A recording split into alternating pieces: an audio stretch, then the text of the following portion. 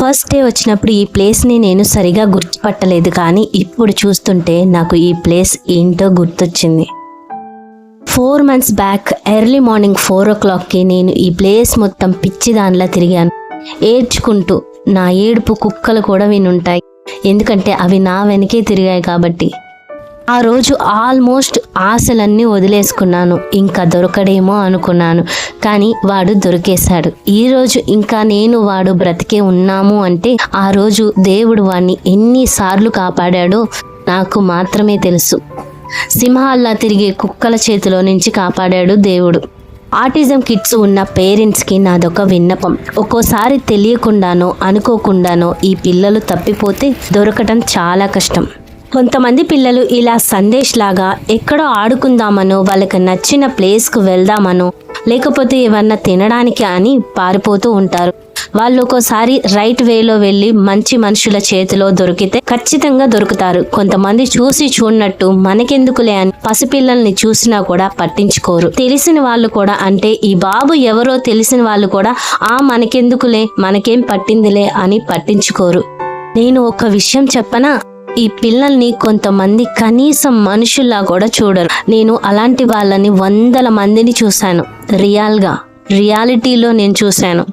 నా దగ్గర ఒక చిన్న ఐడియా ఉంది, ఎవరికైనా పనికొస్తుందేమో, లేకపోతే మీ దగ్గర ఇంకా బెటర్ ఐడియా ఉంటే చెప్పండి. మామూలుగా మనం బిజినెస్ కోసం కార్డ్స్ కొట్టిస్తాం కదా, అలాగే మన పేరు, మన డీటెయిల్స్తో మన పిల్లల పాకెట్లో ప్రతిరోజు మన ఫోన్ నెంబర్తో మన డీటెయిల్స్తో ఒక కార్డు పెడదామని అనుకుంటున్నాను. నేను కొన్ని రోజులు అలా నా ఫోన్ నెంబర్ రాసి చాలాసార్లు వాడి పాకెట్లో పేపర్ పెట్టాను. ఇది కూడా ఏమన్నా ఉపయోగపడొచ్చేమో. ఇంకా బెటర్ ఐడియా మీ దగ్గర ఉంటే ఖచ్చితంగా కామెంట్ చేయండి.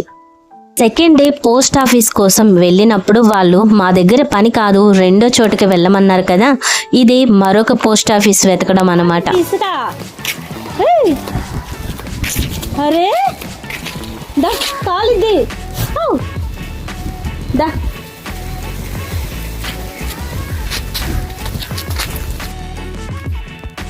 ఇక్కడ పోస్ట్ ఆఫీస్ ఎక్కడండి?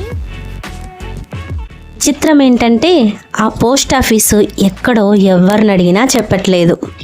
పోస్ట్ ఆఫీస్ అంటేనే కొంచెం బాగా దీర్ఘంగా ఆలోచిస్తున్నారు. ఇక్కడ ఎవరికి పోస్ట్ ఆఫీస్తో పని లేనట్టుంది. ఈ మండే ఎండలకి కూల్ వాటర్ కాస్త హాట్ వాటర్ అయిపోయాయి. వెళ్లే ముందు ఇసుకలో ఆడాడా, మళ్ళీ వచ్చే ముందు మళ్ళీ ఇసుకలో ఆడాడు. అప్పటికి చాలా టైం అయిపోయింది, ఎందుకంటే మేము ఎత్తుకోవడంలోనే మాకు సగం టైం అయిపోయింది కాబట్టి. ఆ చిన్నోడు చూసారా ఎంత క్యూట్గా పద్ధతిగా వస్తున్నాడో. ఒక్కోసారి వాడి పద్ధతిని చూస్తే నాకే ముచ్చటేస్తుంది. ఇక్కడ బెస్ట్ కామెడీ ఏంటంటే ఆటో దిగి స్ట్రైట్గా వెళ్ళిపోయాను, కానీ లెఫ్ట్లో ఉన్న దీన్ని చూసుకోకుండా వెళ్ళిపోయాను.